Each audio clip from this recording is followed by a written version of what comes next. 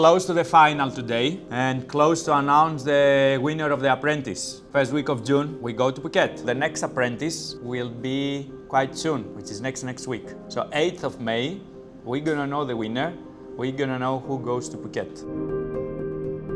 So bakit nga ba kami importante sa team? So since we're a growing company and then I know na very busy po kayo sa clubs. You have your members, you have your coordination with a lot of So kami, we ensure the availability naman po nung ating mga gym supplies. Yun nga po, yung key fobs natin sa club. Also cost management. So tinitignan din namin kung sino ba yung best supplier.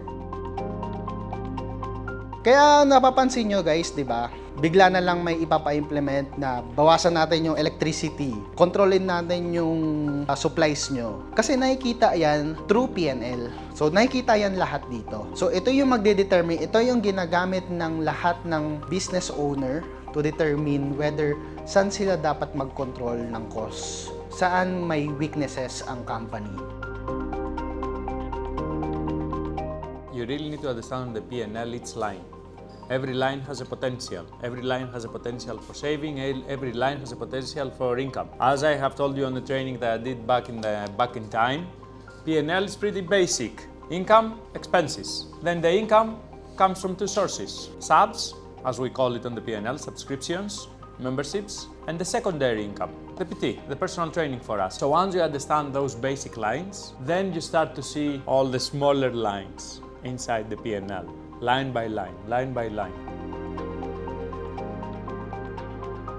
Let's go to the task. Okay.